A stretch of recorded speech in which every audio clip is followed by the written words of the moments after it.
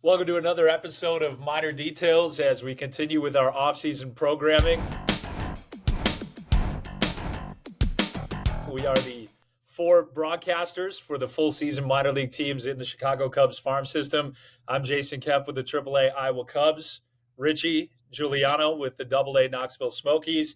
We've got Brendan King with the High A South Bend Cubs and Luke Maley with the Single A Myrtle Beach Pelicans. Well, the last time we spoke, it was still just prior to the World Series getting underway. I think the CS series were in full swing. We're going to talk about that a little bit later on. But I think this being a minor league focused podcast, just wanted to check in with each organization and how the offseason's been going so far and some of the key stories. So, Luke, we'll start with you in Myrtle Beach. I know it was publicized throughout the early part of last summer, the plans to get either a new ballpark or some renovations done at Pelicans ballpark there. Have you seen any of the construction? Do you know what stage it's at, and what did it look like the last time you saw it? Yeah, it's been really crazy because, we went from talks middle of the season to are the Pelicans going to be in Myrtle Beach to then, okay, there's going to be some massive changes coming. And so both of those things kind of had to be moving at the same time, those discussions behind the scenes. And obviously I wasn't a part of those, but it was interesting to hear little tidbits of, okay, if things get going the right way and we get to stay here, these are some things that are going to be needing updates, some luxury type things for fans, that sort of thing.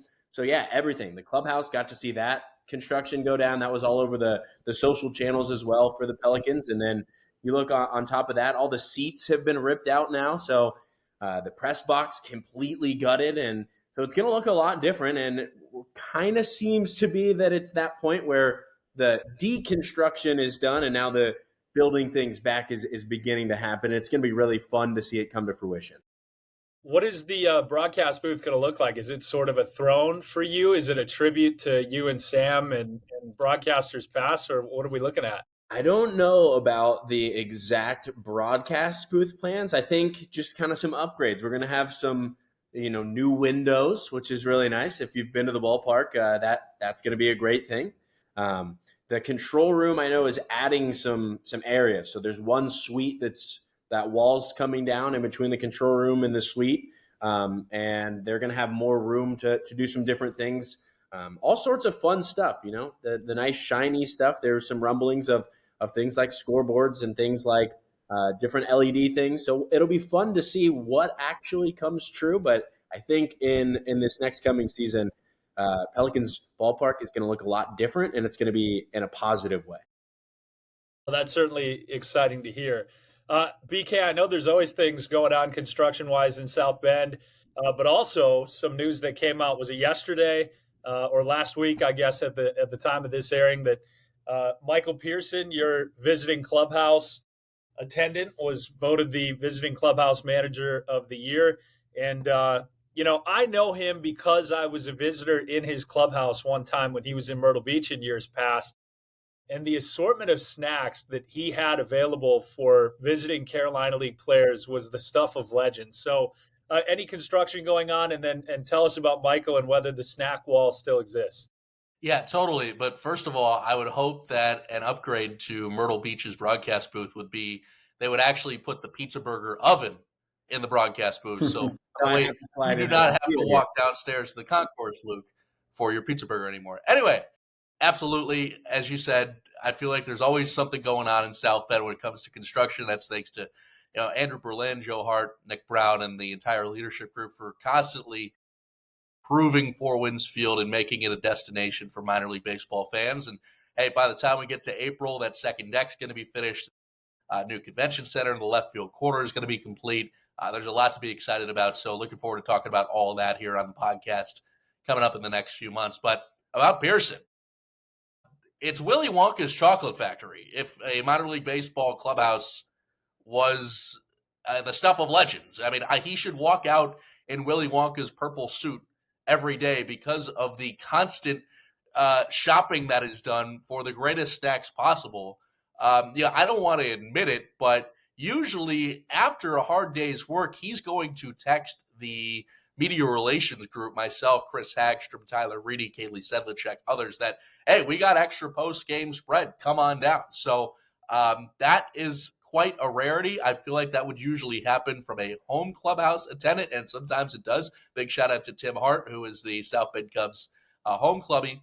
But yeah, Michael Pearson, well deserved for that away clubby award. And anybody that's coming to South Bend, he's taken good care of. And again, it's just absolutely legendary. As you said, the snack wall, you dream of it, he's got it. So incredible. Yeah, it often goes in the face of, now that each team has a nutritionist and a strength and conditioning coach, that snack wall is kind of the bane of their existence. Because you don't want the 19-year-old shortstop prospect just hammering M&Ms and Starburst, but what are you going to do? Also, we haven't made fun of Sam Wiederhaft for a while, so I just want to do it one more time. You talk about visiting clubhouse spread. Sam, whenever the visiting team in Myrtle Beach had Chipotle, it was like Sam was a piranha lingering outside of the clubhouse just for the final bus to leave.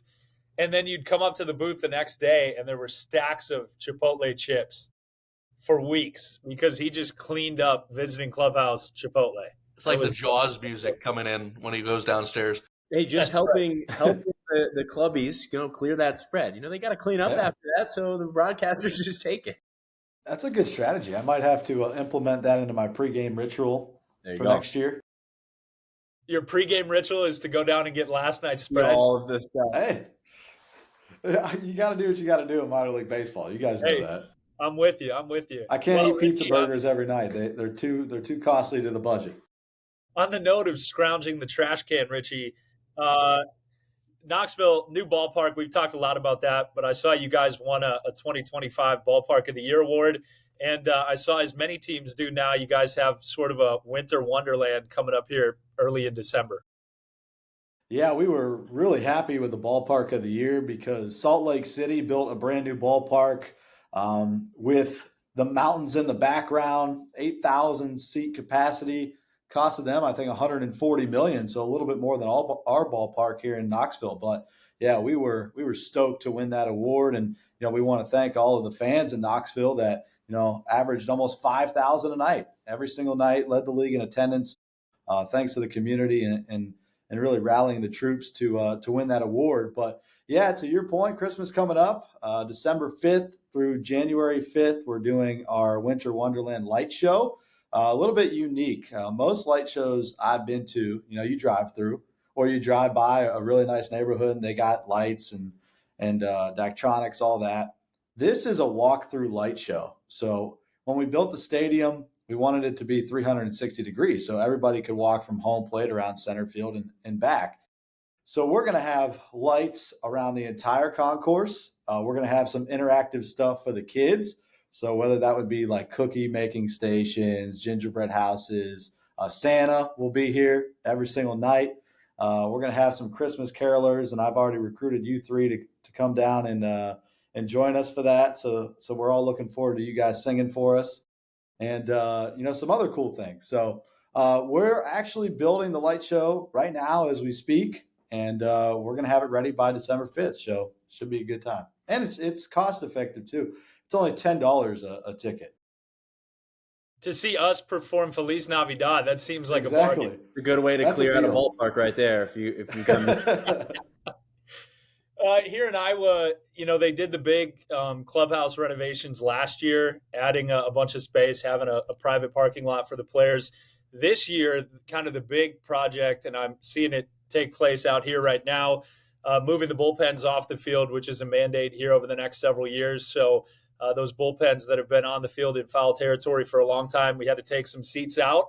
And I see them laying down sort of the base to each bullpen and put up the walls once again in each corner. But that'll be a nice advertising space. They're going to have the broadcast cameras in there so we can show guys warming up in the bullpen, which I think will be a nice touch. And also allow us to tell who's warming up in the bullpen when the guy is not facing with his numbers toward the broadcast booth. So those are pluses. As you try to find entertainment aside from the home team during the season, the Bananas have been here recently. We hosted Home Run Derby X in Des Moines last year, but Cosmic Baseball with the Chili Peppers will be here in July. So that's kind of been a big focus under the black lights here, some neon glow in the dark baseball. So I don't get to witness any of that. That's the hard part about, traveling with the team. There's a lot of fun stuff going on here, and I'll hear about it and publicize it the best I can without ever attending the event. But those are some of the things coming up here at Principal Park that people can look forward to during the 2026 campaign. Well, I mentioned the World Series when we last left. We were talking about who we thought would probably find a way to win it. And I know that I said I didn't feel like anybody would beat the Dodgers. And I think we were pretty much unanimous in that regard. I thought I was wrong for about 95% of Game 7. But I honestly, in my lifetime, and the part of my lifetime that I remember watching the World Series with as much interest as I have, that was about as entertaining as it gets. Just your guys' thoughts on that series as a whole, and then obviously Game 7. Whoever wants to run with it first. I mean, it was unbelievable. It was night in and night out. It felt like every game was going to find a way to get to extra innings. Like there's a 3-run advantage for one team, and it felt like this isn't over yet. Like there's still more time. I think, when we talk about it as a whole, you think, oh, the Dodgers winning, a big market team going back to back. It's not good for baseball. I see that point, but at the same time, that series I think was great for baseball. I had a lot of friends that aren't big baseball fans that were texting me about the games, just like, "Are you watching this?" I watched games with my neighbors, and I don't know that my neighbor had ever watched a full 9 innings of baseball, and it was a blast. So I thought it was a fantastic series, and tip the cap to both teams. Obviously, the Dodgers got it done, but the Blue Jays were right there. Yeah, it kind of reminded me of 2016. A couple of those games against the Cubs and at the time the Indians, where it came down to the wire. I think 3 games in that 2016 World Series came down to a 1-run deficit by either team. So it kind of reminded me of that, where anybody could win any single night. You really didn't know going into the game. It didn't matter who was on the mound starting wise or who they had ready to go in the bullpen that night. You felt like everybody could win. So a lot of flashbacks to when the Cubs won the World Series in 2016. Yeah, I think what Luke touched on is especially important, growing the game and making new fans. And maybe that's been the thing of the last decade that hasn't necessarily been there at times in baseball. And when you get a series like this and you have, kind of the David versus Goliath feel, even though Toronto has people like Vlad and like Bo Bichette and others, I mean, it kind of felt that way considering that Toronto hasn't been that market for a really long time, even, since the 90s. So I personally, I have a bunch of Canadian families, so to be getting texts from them through the 18-inning affair and others was nuts. But I think, guys, we've had some super historical moments in now back-to-back World Series. You talk about Freddie Freeman's walk-off grand slam, the first in World Series history, and then we also saw the first pinch hit grand slam in World Series history as well from the Toronto side. So, I think these stories write themselves, especially when you look at the last number of years, and you can only hope this type of stuff continues. And, I think baseball, guys, even though the Dodgers repeat, the Blue Jays is a great story here because I think baseball is better when there's parity and when you never know at times who's going to make the World Series. That Seattle-Toronto series in the CS was incredible. And we talked about that last podcast about who will go on to face the Dodgers and, would they have the energy to match the Dodgers? And they obviously did in 7 games. So, no, that's as entertaining of a fall classic as you're going to see, and came down to the wire. Pretty incredible stuff. I think it was great for the game of baseball, like you've all mentioned, because everybody gets swept up with March Madness and how great that is, and the Super Bowl being one event, and the baseball playoffs take forever, right? But when they culminate that way, it kind of expresses what's so fun about baseball, like making these changes and making the right move to counter somebody else's move. And I also thought it was ironic that for all the talk about the Dodgers, how many billion-dollar rotation and Freddie Freeman, and that it's Miguel Rojas who saves the season for the Dodgers. And then Andy Pajes, I thought that was maybe the most impressive defensive play, just coming in 2 batters earlier and then running over a guy in deep left center field and still catching a ball with the season on the line. Those are 2 iconic moments, and they were guys that you really wouldn't have expected to play a big role in the Dodgers repeating at all. I mean, Freddie Freeman had a rough series. Mookie Betts had the same kind of thing. Shohei was up and down throughout the playoffs. So I just thought it was a pretty good way to cap what was a really fun baseball season, especially for Cubs fans, as you got that taste of postseason baseball like we've talked about so often on previous episodes.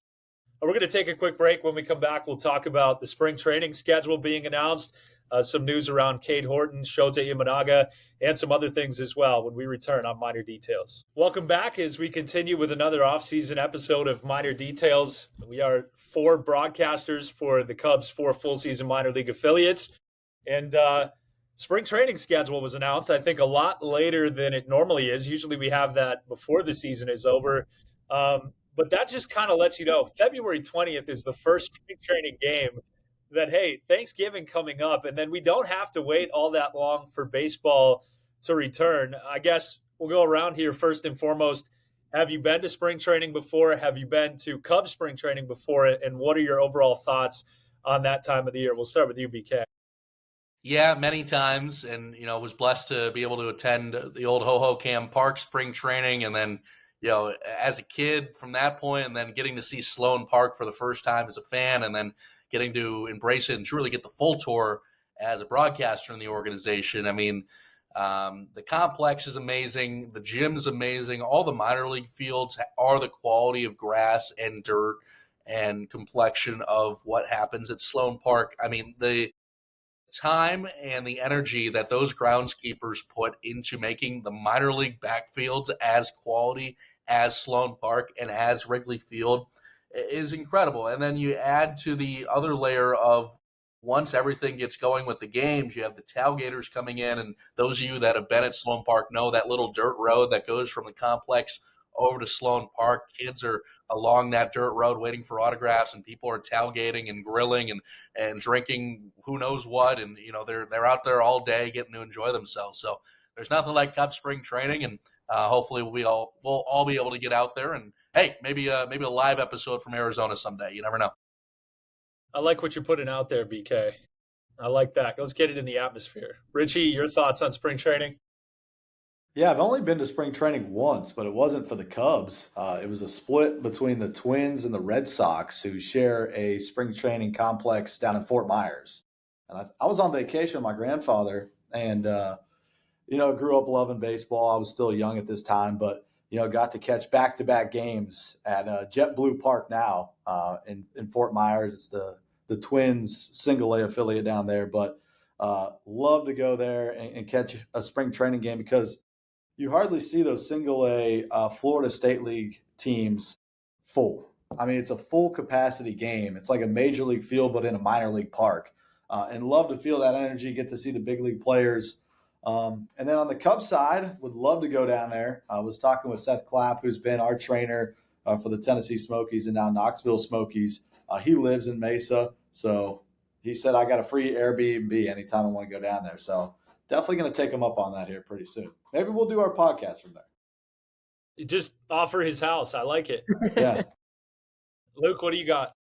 I have not been to spring training with the Cubs. I have been to the Arizona side. In surprise, growing up a Royals fan, took many trips as a little kid, and then actually got my first experience in a professional booth by going up during a spring training game with the Royals. Ryan Lefevre was gracious enough to bring me up. He's the television play-by-play guy for the Royals, and I think the most special thing about spring training itself is those backfields. Like, you get to walk up to a fence and listen to some of that instruction, and as a little kid, I'm standing there watching George Brett talk to these young guys that I have no clue who they are, but maybe one day this piece of advice that he gives them is going to make them an impactful player at the next level. And it's just super special because it's so much more intimate. It's, you walk into a big league ballpark or even walk into the stadiums there in Surprise, just the main field or any of the different complexes, and it's a cool environment. You have fans and stuff.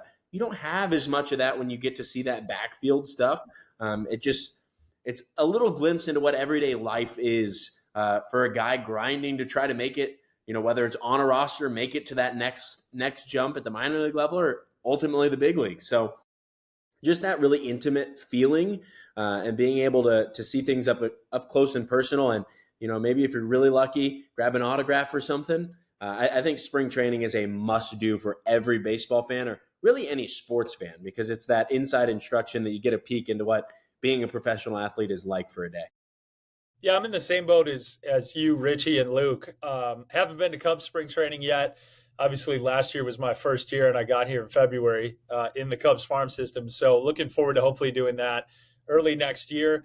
But I've been to Rays spring training many times, and the difficult part about that is you're talking about a team in Florida whose fans are in Florida going an hour down the road to a spring training game. It's not special. I think the spring training sites for teams who are cheered on by cold weather people are always rowdy because people are ready to get out of the house, not have to shovel snow, and have a good time. So your Cubs, White Sox, Brewers, Twins, those spring trainings, Phillies are always a little bit more invested and teaming with fans. But it is a great experience because the guys have their guard down a little bit. There's not as much pressure and a typical schedule. So guys are just happy to walk around and talk to people and take pictures. So certainly looking forward to that. And then I should mention the spring breakout game this year against the Padres, March 21st. I'd love to be at one of those. It's 6 days before we have first pitch, so I'm not sure this is going to be the year to cross that one off the list. Well, we'll continue with a little bit more longer form stuff on the YouTube side, on the Iowa Cubs YouTube channel. But one more question, and you can go either way with this before we wrap up here in a couple minutes on Marquee. Cade Horton finishing second for Rookie of the Year, which was controversial in Cubs land, I know. And then Shota Imanaga, essentially a free agent now. Looks like he might be moving on. If you have a thought on either of those two situations, you can go either way with it. Just a quick couple of words. I'd love to hear your opinion on those two. We'll start with you, Richie. Yeah, Nick Kurtz, I thought from the American League deserved it. Drake Baldwin, I don't know. It kind of surprised me a little bit. I just didn't think that he was going to be the one to get the nod. And of course, I was pulling for Cade Horton because he was pivotal in our 2023 championship win here in Tennessee. And just love the guy's personality off the field, too. Great worker, was always the first one to get to the ballpark. And I really thought with the second half he put up, I thought he was deserving of the award. I guess it's just how the cookie crumbles, but I didn't think that Baldwin ultimately deserved to win that. Luke? Yeah, I mean, I would agree. I was a little bit surprised by Baldwin. Obviously, if you're even in the conversation, it's a great honor, and you did something right. If I had a vote, it would have been for Cade, not just because of the bias, just looking at the body of work. I felt like he was deserving of it, and that's unfortunate, but I think there's a fun spin zone in this that all the stories that I've heard about Cade, I haven't met him personally, but also just anyone at this level, when you're performing that well, that's going to be a little extra on the shoulder, a little chip on the shoulder. That's a guy that watch out next year because it might be 10 times more impressive, which is going to be tough to do, but I think he's probably got it in him. BK? Yeah, sometimes the game's not fair. Sometimes life's not fair. And, Cade Horton not winning Rookie of the Year combined with getting injured, as Richie said, that's how the cookie crumbles. But he deserved it. And as Luke said, me hanging around Cade in 2023, he's going to come back with a vengeance. And then quickly on Shota, just one too many home runs. And, he did a lot for the city of Chicago from a personal standpoint. But when it comes down to it, the Cubs need to give the proper money to the guys that are going to give you the best chance to win. And towards the end, Imanaga just did not do that. Yeah, I anticipated Cade would win it as well. Was a little bit disappointed to see that. But he does get a full year of service time for finishing second, which is important both for the Cubs and for Cade down the line. Also, Shota bought us the best post-game meal this year during his rehab start in Nashville. Hattie B's chicken, phenomenal. So Yeah, it's good. we'll always love him for that. And I think don't let the last few weeks of his time with the Cubs kind of taint what he was last year and for a bulk of this year. On that note, we'll wrap things up on Marquee. Again, we'll continue to have some more fun. We're going to talk a little bit about the upcoming holidays on the Iowa Cubs YouTube page, but we'll talk to you guys in about a month's time and get ready for the Christmas break. Thanks again. All right, so let's talk some holiday stuff here. This is a controversial topic in my household.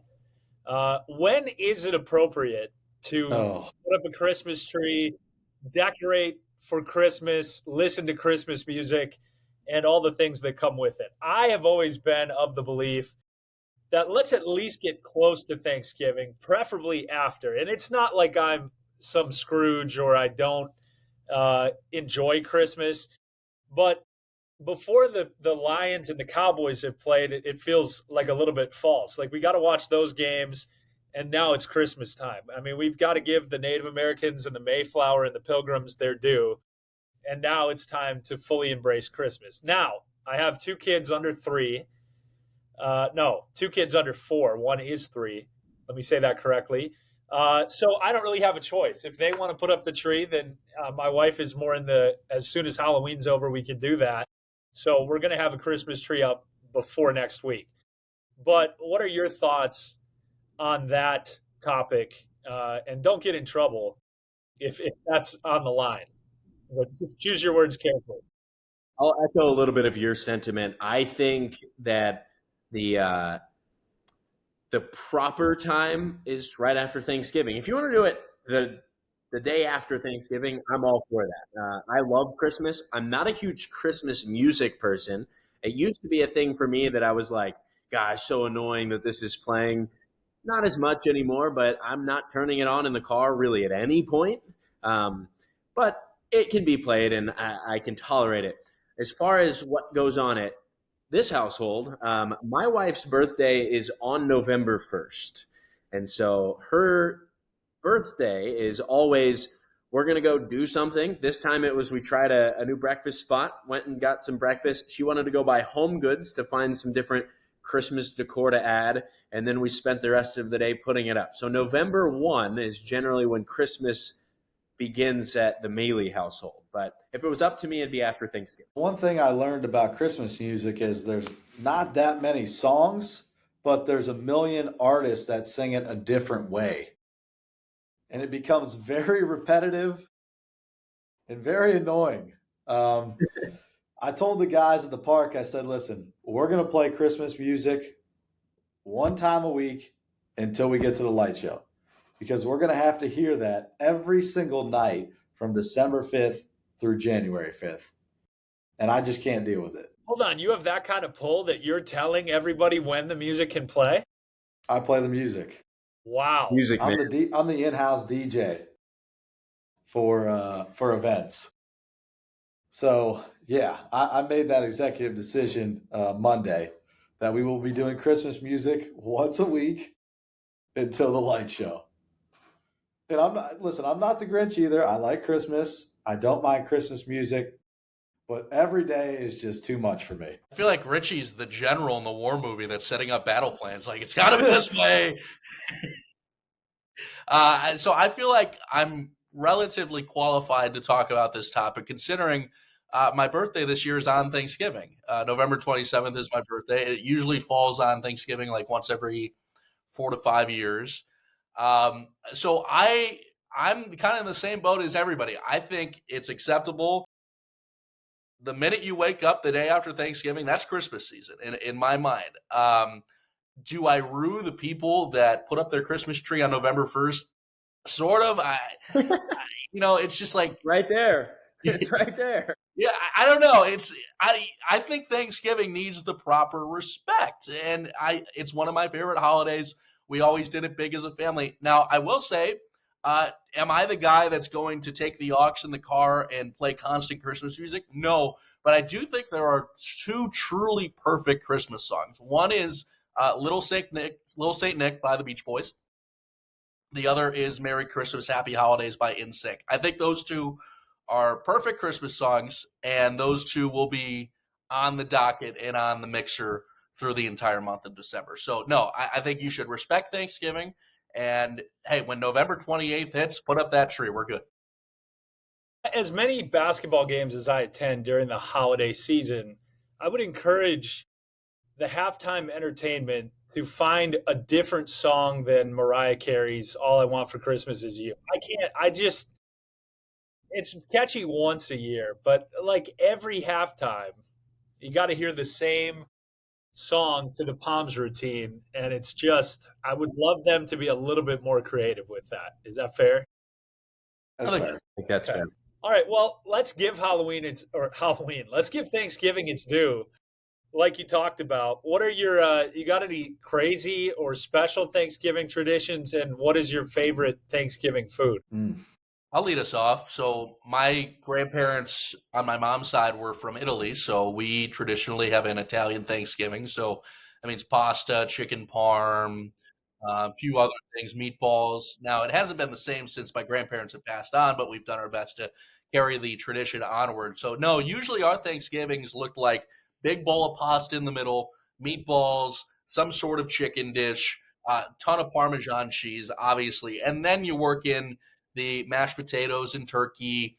Mac and cheese once in a while was a side dish. Like I usually make something to contribute to the cause. So yeah, we are very a non-traditional family. We will have an Italian Thanksgiving, which is something that I've been accustomed to over the years. But if I had to pick a favorite from the Italian side, I would go with the meatballs, and from the traditional side, I would go with the mashed potatoes. So one tradition we have is I've got a pretty large family on both sides, my dad's side and my mom's side. But on my dad's side, we usually have 30 plus over. It's a big gathering. So we usually need 8 or 9 tables, but we all get in a circle, and sometimes it's on in the living room. We play LCR. If you guys ever played that, you roll the dice, left, right, center. It gets pretty intense. And the winner typically gets a couple $100 because everybody throws in like $5. So that's always fun to have everybody gather around. But food wise, it pretty normal for us. Turkey, ham, green bean casserole. Always love to get actually something interesting. Texas Roadhouse rolls always got to be in on the Thanksgiving platter. So that's our Thanksgiving. No crazy traditions on my side. Very, very close with my extended family. I have 2 cousins that I'm super close with. Grew up with them because while my parents were working, grandma would pick us all up from school and we would go back to their house and hang out. So they're like a brother and sister to me, being an only child. And so it's always fun to get together with them. We do a lot of games. We'll play left, right, center. We'll play, just random trivia games or whatnot. I don't really have like I said, any crazy traditions, but rolls are always included. And that's probably my favorite. I'm a bread person. My wife's gotten into making sourdough.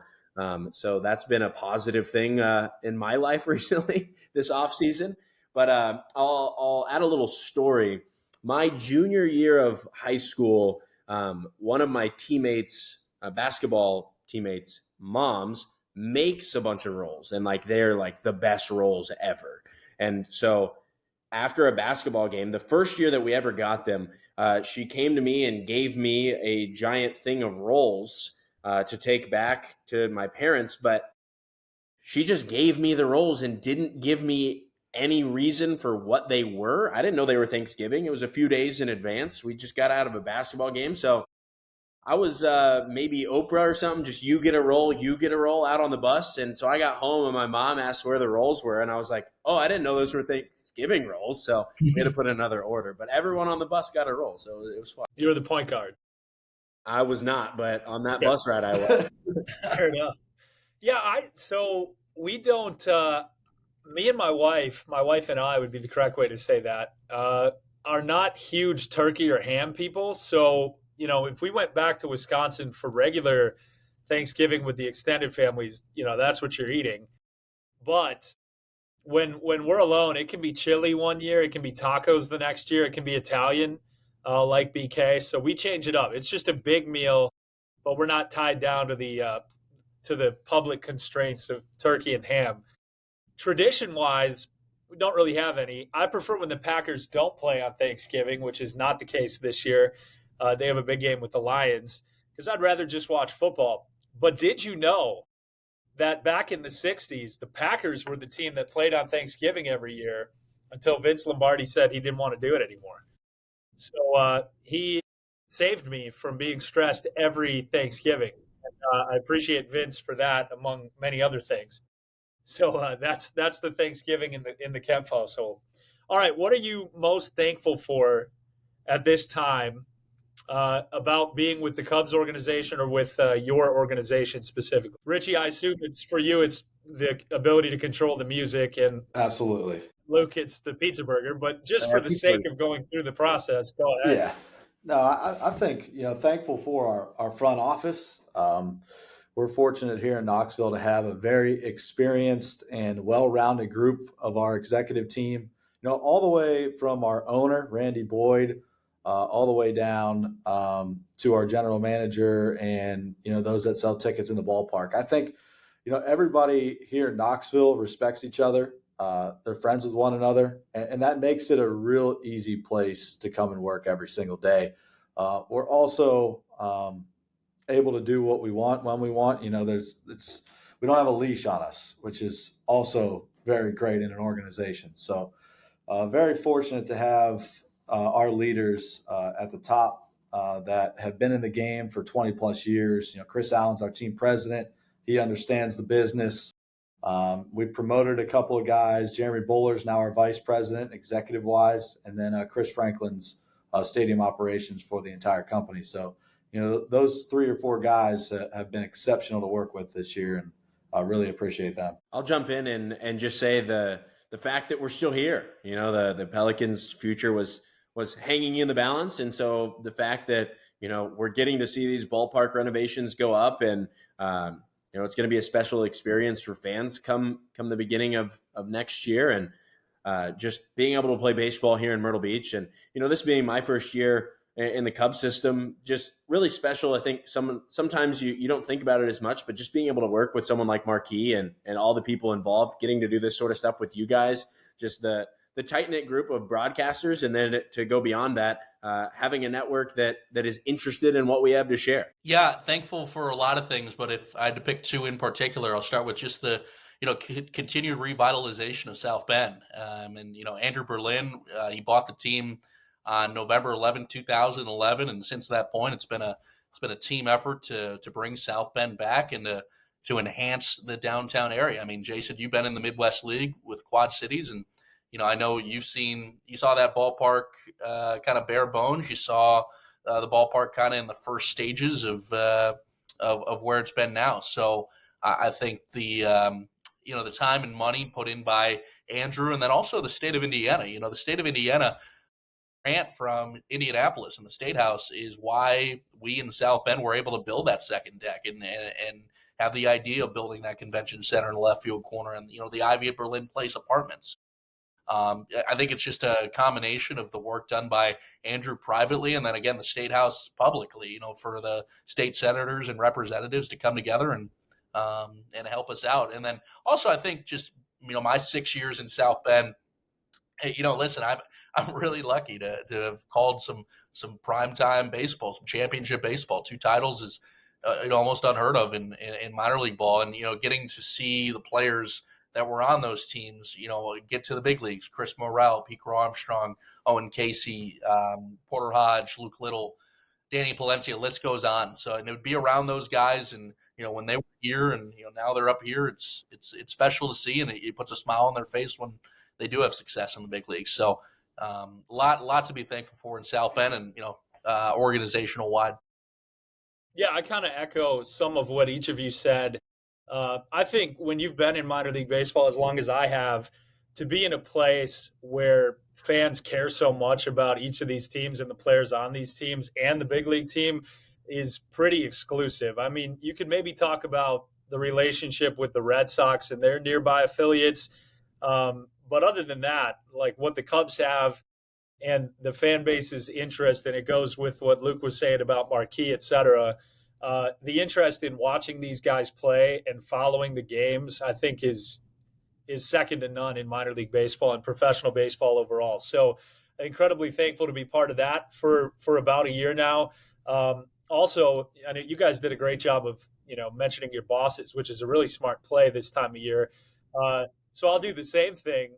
Sam Burnaby, who kind of stepped back from the GM role at the end of this first season for me here, for bringing me on. And then now I think I have one of the more unique situations where my boss, the GM, Randy Wayhofer, is the former broadcaster of the team. So a lot of times as a broadcaster, you can feel like the people in charge don't necessarily understand what you do on a day in and day out basis and some of the challenges of being away from family, being away from home. But to have your boss be a person who did that for a decade plus is a pretty unique situation. I'm also thankful that in AAA, almost every team still has a spread in the press box.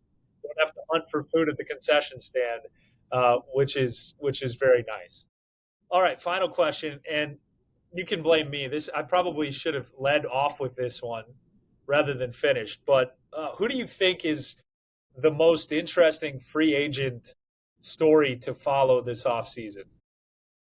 I'm going to start with one that I don't think is necessarily going to be any of your answers. I think Luis Rise is always fun to follow because, 15 years ago, he would have been the guy everybody wanted to sign first because he's going to hit 315. He's never going to strike out. I was looking at what he struck out 215 times in his 7 years in the big leagues.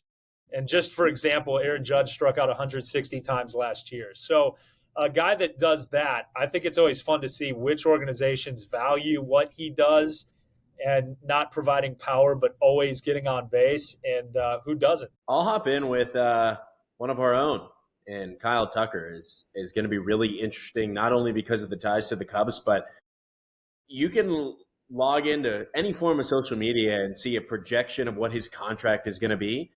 Some of them are $500 million, and some of them are like, I wouldn't pay him $100 million.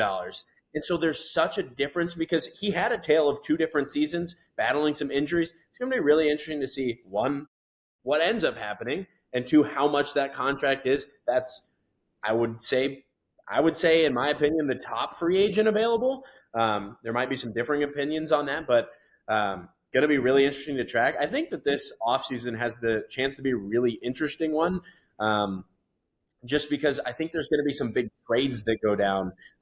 Teams, with elite players, getting rid of some of those guys to try and get that one extra edge. And then some of the guys at the bottom trying to find their way back to relevancy. So I just think the baseball offseason is always fun. But in terms of where things land, and, you're starting to hear some of these rumors, this team is interested in adding an outfielder. This team is interested in starters. So you're starting to hear some of those plans come, and it's about how do they end up unfolding, and how does it end up impacting your favorite team? Go ahead, Richie.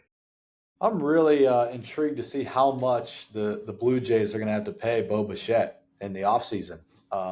They can't let him walk, right? I mean, he's got one of the most memorable home runs in Game 7 to make it 3-0. He's hit almost 300 every year he's been there, except last year. I think 2024 was kind of the worst year in his career, but turned around, hit over 300 again. Explosive with the bat. So I'm really curious to see how much the Blue Jays are going to offer. Do they go with a shorter contract, maybe a 5-year deal of around $120 million, or do they go with like a 7 or 8 year deal? And, if not, if he doesn't want to go back to Toronto, which I don't know why he wouldn't with how good they've been, where would he land? So I'm really curious to see the Bo Bichette situation in the offseason. First name that popped in my head was Dylan Cease. And then after a little bit of thinking, I think it's got to be Schwarber, just from the standpoint of, I think a very specific team needs to sign Schwarber. And I'm not individualizing a team. I'm saying a team that can afford to sign a guy that's probably going to hit like 220.